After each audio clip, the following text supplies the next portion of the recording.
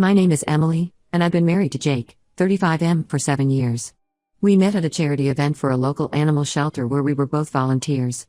I had always been passionate about animal welfare, having grown up with rescue dogs, and Jake seemed to share that passion. He was there with his company, which had sponsored the event. Jake appeared to be the perfect guy, kind, successful, and devoted to helping others. I remember that day vividly. I was helping set up the silent auction when I accidentally knocked over a vase of flowers. Jake rushed over to help me clean up the mess, and we ended up talking for hours. He told me he was a widower, having lost his wife Sarah to breast cancer 3 years before we met. Jake spoke about Sarah with such tenderness and respect, it made my heart ache for him. I admired his strength in continuing to live life and help others despite his loss. Our connection was instant, and we started dating soon after. Jake was attentive and caring, always surprising me with thoughtful gestures. He'd leave little notes in my lunch bag or send flowers to my workplace just because. I fell for him hard, and we got married after dating for 2 years. Our wedding was a beautiful, intimate affair. Jake's family welcomed me with open arms, especially his sister Megan, 38F, who became like a sister to me too. Jake's mother, Karen, 65F, told me how happy she was that Jake had found love again after losing Sarah. The way Jake's family embraced me made me feel like I truly belonged. After the wedding, our life together was great. Jake runs a successful tech company that develops educational software for children with learning disabilities. His passion for his work was inspiring, and I loved hearing about the impact his software was making in kids' lives. I work as a pediatric nurse, so we both shared a love for helping children in our own ways. We bought a beautiful house in the suburbs, complete with a big backyard for the rescue dogs we planned to adopt. We even set up a room that could easily be converted into a nursery, as we were thinking about starting a family of our own. Everything seemed perfect, and I often found myself marveling at how lucky I was to have found such an amazing partner. Jake and I had our routines that made our life together feel so comfortable and right. Every Sunday morning, we'd go for a long walk in the nearby park, stopping at our favorite coffee shop for breakfast. We'd spend evenings cooking dinner together, trying out new recipes and laughing at our culinary mishaps. On weekends, we'd often volunteer at the local animal shelter where we first met, feeling like we were giving back to the place that brought us together. But last Christmas, my world turned upside down in a way I never could have anticipated. It all started when Jake's sister Megan came to visit us for the holidays. Megan lives across the country in California, where she works as a marine biologist, so we don't see her often. She arrived a week before Christmas, bringing with her a suitcase full of gifts and a contagious holiday spirit. One evening, while Jake was out picking up some last-minute gifts, Megan and I were in the living room, sipping hot cocoa and catching up. She had brought some old family photo albums, saying she wanted to show me some embarrassing pictures of Jake as a kid. We were laughing at a photo of a gap-toothed 8-year-old Jake covered in mud when I noticed something odd. In one of the photos, Jake was standing next to a woman I didn't recognize. They were at what looked like a company picnic, Jake's arm around the woman's waist. The photo was dated just 5 years ago, which didn't make sense because Jake had told me his wife Sarah died 8 years ago. When I asked Megan about it, she looked confused and said, "Oh, that's Lisa, Jake's ex-wife." I felt like the ground had dropped out from under me. Ex-wife? Jake had never mentioned being married before Sarah. I tried to stay calm and asked Megan to tell me more about Lisa. She seemed uncomfortable, realizing she had said something she shouldn't have, but explained that Jake and Lisa had been married for 3 years before divorcing. According to Megan, the split was messy, with Lisa accusing Jake of financial abuse and infidelity. I was in shock. Not only had Jake lied about his past, but he had also created an entirely fictional dead wife. The Sarah I had heard so much about, the woman whose memory I had respected and honored, never existed. I felt like I was living in some kind of twisted alternate reality. I didn't confront Jake that night, deciding to wait until after the holidays when Megan had gone home. I didn't want to cause a scene or ruin everyone's Christmas. So I spent the next few days pretending everything was normal while my mind raced with questions and doubts. I found myself analyzing every conversation Jake and I had ever had about his past. How many of those stories were lies? Had he ever told me the truth about anything? I thought about all the times I had comforted him when he seemed sad about Sarah, all the anniversaries we had quietly acknowledged. It made me feel sick to think it had all been a fabrication. After New Year's, when life had settled back into its normal rhythm, I finally confronted Jake. I waited until we were both home from work, sitting him down in our living room, the same room where I had learned the truth from Megan. I showed him the photo and asked him to explain.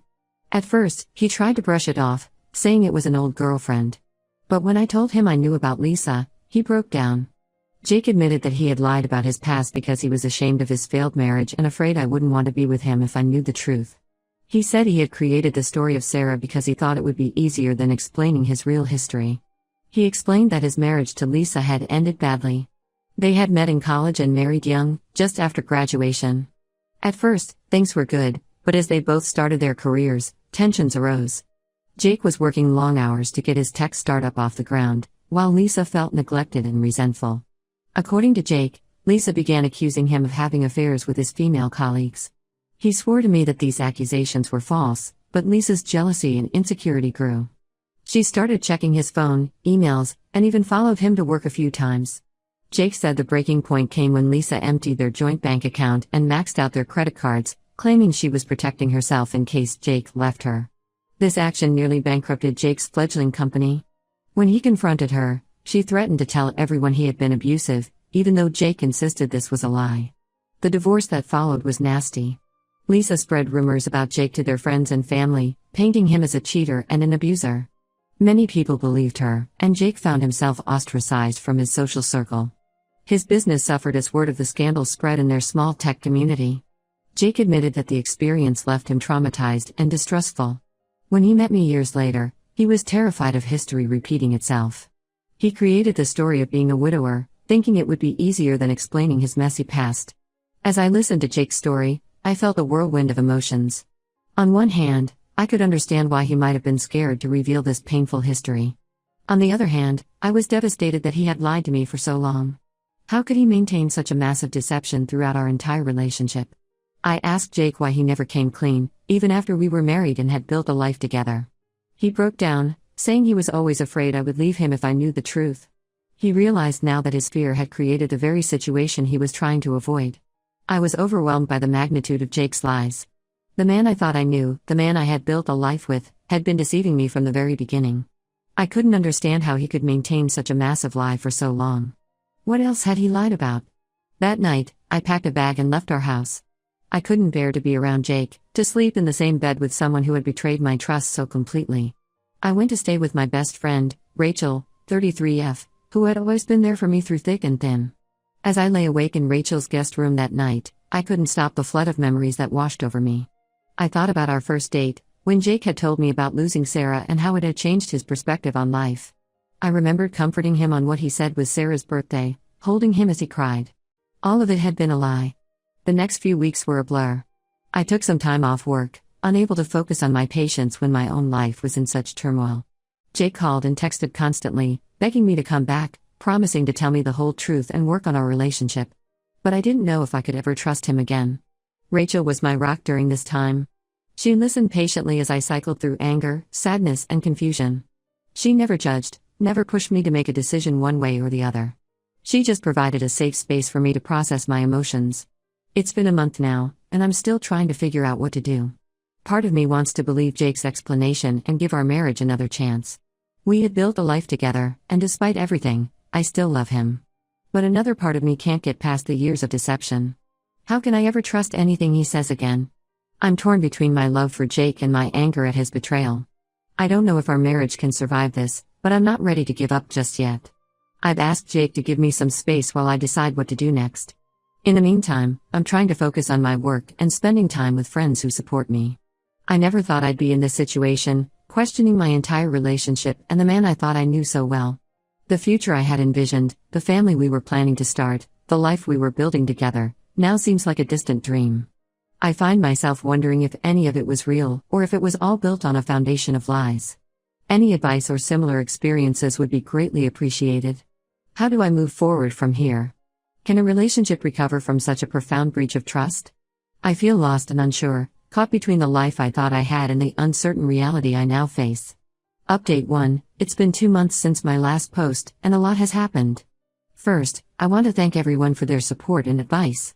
Your comments helped me gain perspective and gave me the strength to confront this situation head-on. After much soul-searching and several long talks with my closest friends, I decided to give Jake one last chance to explain himself fully.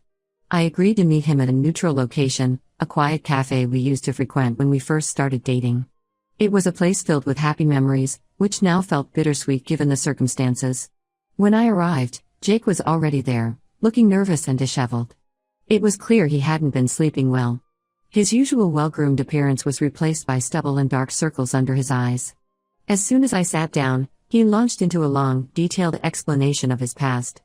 Jake revealed that his marriage to Lisa had been more complicated than he initially let on. They had met during their sophomore year of college. Jake was studying computer science, and Lisa was majoring in business. They bonded over their shared ambition and drive to succeed. Their relationship progressed quickly, and they married just after graduation, despite concerns from their families that they were too young. At first, things were good. They were young, in love, and excited about building a life together. Jake started working on his tech startup idea, while Lisa got a job at a marketing firm. But as Jake's startup began to take off, the long hours and stress started to take a toll on their relationship. Jake was often at the office late into the night, working weekends, and constantly thinking about his business. Lisa, feeling neglected, started to resent Jake's dedication to his work. According to Jake, this is when Lisa's accusations of infidelity began. At first, it was just offhand comments about how much time he spent with his female co-founder. But as time went on, the accusations became more frequent and more serious. Lisa started checking his phone, reading his emails, and even followed him to work a few times. Jake swore to me that these accusations were false, that he had never been unfaithful to Lisa.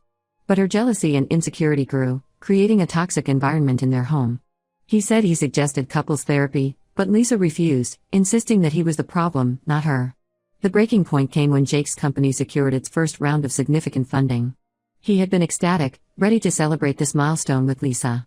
But when he got home that night, he found that Lisa had emptied their joint bank account and maxed out their credit cards. She claimed she was protecting herself in case Jake left her for one of his co-workers. This action nearly bankrupted Jake's fledgling company. When he confronted her, Lisa became hysterical, threatening to tell everyone that he had been abusive. Jake insisted to me that this was a lie, that he had never laid a hand on Lisa or abused her in any way. The divorce that followed was nasty. Lisa followed through on her threats, spreading rumors about Jake to their friends and family. She painted him as a cheater and an abuser, and many people believed her. Jake found himself ostracized from his social circle. Even some of his oldest friends turned their backs on him. His business suffered as word of the scandal spread in their small tech community. Investors pulled out, and potential clients were wary of working with someone accused of such behavior. Jake said he almost lost everything he had worked for. As I listened to Jake's story, I felt a mix of emotions. On one hand, I could understand why he might have been scared to reveal this painful history. The trauma of going through such a public and messy divorce could certainly leave deep scars. On the other hand, I was still angry and hurt that he had lied to me for so long. I asked Jake why he never came clean, even after we were married and had built a life together. He broke down, saying he was always afraid I would leave him if I knew the truth. He realized now that his fear had created the very situation he was trying to avoid. Jake also revealed that the idea of creating a deceased wife came from a grief support group he had attended after his divorce. He had gone there hoping to find ways to cope with the loss of his marriage and reputation. Listening to the stories of widows and widowers, he found himself envying their ability to remember their lost loves with fondness, without the bitterness and anger he felt towards Lisa. That's when he came up with the idea of Sarah. He created a narrative of a loving marriage cut short by tragedy, a story that would elicit sympathy rather than suspicion or judgment. When he met me, he said he had initially planned to tell me the truth once we got serious, but as time went on, the lie became too big to take back. After our talk, I felt emotionally drained but also somewhat relieved to finally know the whole truth. I told Jake I needed more time to process everything and decide what this meant for our future. In the weeks that followed, I did a lot of thinking and some investigating of my own. I reached out to Megan, Jake's sister, to corroborate his story. She confirmed the broad strokes of what Jake had told me, adding that the divorce had been hard on their whole family. Megan said she had always felt guilty for not being more supportive of Jake during that time, as she had initially believed some of Lisa's accusations. I also made the difficult decision to contact Lisa. It took some time to track her down, but I finally managed to speak with her on the phone. Our conversation was tense, but revealing. While Lisa didn't retract her accusations against Jake, she did admit that she had been struggling with mental health issues during their marriage and may have overreacted to some situations. She said she had since gotten help and regretted how things had ended with Jake. This conversation left me with mixed feelings. On one hand, it seemed to support Jake's version of events. On the other hand, it made me wonder if there was more to the story that Jake wasn't telling me. I also spoke with some of my own friends and family about the situation. My parents, who had always adored Jake, were shocked by the revelation. They advised caution but also reminded me of how happy Jake had made me over the years. My friend Rachel, ever the pragmatist, suggested that while Jake's lie was enormous, his behavior throughout our marriage had been consistently loving and trustworthy. After gathering all this information, I'm still conflicted. Jake's actions are somewhat more understandable in light of his past trauma, but the fact remains that he lied to me for years. I'm struggling to reconcile the man I fell in love with and the man who could maintain such a significant deception. For now, Jake and I have agreed to try marriage counseling. We've had 2 sessions so far with Dr. Anderson, a therapist specializing in couples dealing with trust issues. The sessions have been emotionally challenging, but I feel like we're finally communicating honestly. In our last session, Dr. Anderson asked us to discuss our fears, both past and present. Jake opened up about his fear of abandonment and how the experience with Lisa had left him terrified of being hurt again. I shared my fear of being deceived, of not being able to trust my own judgment. I'm not sure if our marriage will survive this, but I want to give it one last try before making any final decisions. Jake has moved out of our house temporarily, giving me the space I asked for. We're taking things day by day, trying to rebuild the trust that was shattered by Jake's lies. I'll keep you updated on how things progress. Thank you again for all your support during this difficult time. It's been a comfort to know that I'm not alone in dealing with such a complex and painful situation. Update 2. It's been another 3 months since my last update, and I wanted to share the latest developments in my situation with Jake. We've been attending marriage counseling regularly with Dr. Anderson, and it's been an emotional roller coaster. Our sessions have been intense, often leaving both Jake and me emotionally drained. But they've also been enlightening, helping us unpack years of hidden emotions and unspoken fears. During one particularly intense session, Jake revealed that his fear of abandonment stemmed from his childhood. His father had left the family when Jake was just 10 years old, disappearing without explanation. Jake shared how he'd spent years hoping his father would return, checking the mail every day for a letter or a postcard. But his father never reached out, leaving a wound that never fully healed. This revelation helped me understand Jake's actions better. The combination of his childhood abandonment and the trauma from his divorce with Lisa had created a perfect storm of insecurity and distrust. While this insight didn't excuse his lies, it did help me empathize with his fears. Dr. Anderson has been working with us on rebuilding trust, but it's a slow process. We've been doing exercises where Jake has to be completely honest about his day, sharing even small details he might normally keep to himself. I've been working on expressing my doubts and fears openly, rather than letting them fester. Some days, I feel like we're making progress. Jake has been more open and vulnerable than I've ever seen him. He's shared stories from his past that he'd previously kept hidden, like the time he almost lost his company after the divorce, or the depression he fell into when his friends turned their backs on him. Other days, I find myself questioning everything Jake says or does. A late night at work makes me wonder if he's really at the office. A text message from an unknown number sends my mind spiraling with suspicion. It's exhausting, and sometimes I wonder if I'll ever be able to trust fully again. About a month ago, we had a breakthrough of sorts. Jake suggested we take a trip to his hometown to visit his mother, Karen. He wanted me to hear about his past from someone who had been there through it all. I was hesitant at first, but eventually agreed. The visit was eye-opening. Karen welcomed me warmly, and it was clear she had no idea about the turmoil in our marriage. She spent hours sharing stories about Jake's childhood and his relationship with Lisa. She showed me old photos and even some of Jake's childhood journals. It was strange but touching to see this side of my husband that I'd never known before. Karen confirmed much of what Jake had told me about his divorce from Lisa. She described how devastated Jake had been, how he'd struggled to rebuild his life and business afterward. She also shared her own guilt about not seeing the signs of trouble in Jake's first marriage, and how she'd vowed to be more supportive of him in the future. Hearing these stories from Karen helped me see Jake in a new light. I could see the scared, hurt man behind the lies, the one who had been so afraid of losing love again that he'd created an elaborate fiction to protect himself. However, the trip also brought up new questions. While we were there, we ran into one of Jake's old friends from high school, Tom, 36M. Tom mentioned something about Jake's wild college days, which Jake quickly brushed off. When I asked about it later, Jake became evasive, saying it was nothing important. This incident has left me wondering if there are still things Jake isn't telling me. While I understand he can't be expected to share every detail of his past, given recent events, any hint of secrecy makes me uneasy. We're continuing with our counseling, and I'm trying to keep an open mind. Jake has been making efforts to be more transparent, sharing his work schedule with me and being more open about his feelings. He's even started a journal, at Dr. Anderson's suggestion, to work through his emotions and fears. But rebuilding trust is hard, and there are still moments when I find myself doubting him. Sometimes, I catch myself checking his phone when he's in the shower or feeling a pang of suspicion when he mentions a new colleague at work. I hate feeling this way, but I don't know how to stop. For now, I'm taking things one day at a time. We're still living separately, but we've started having dinner together a few times a week.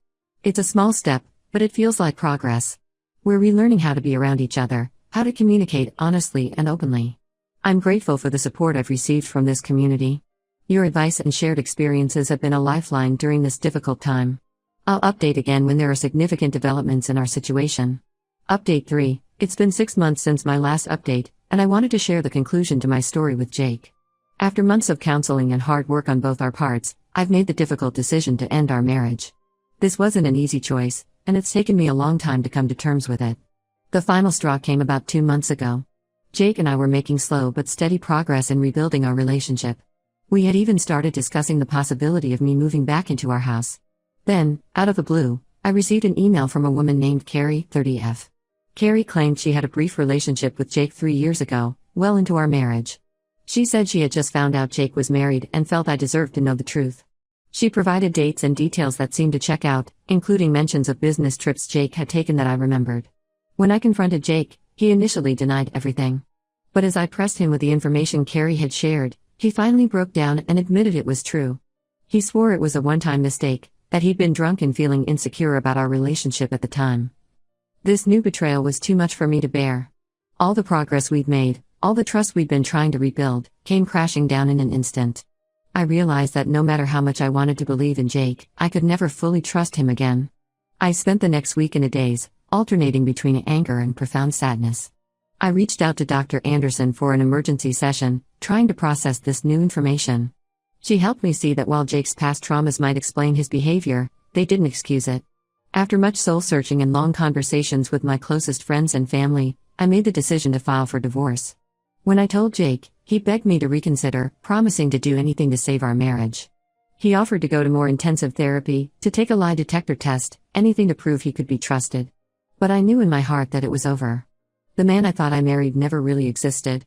The Jake I fell in love with was a carefully crafted persona, designed to hide his true self.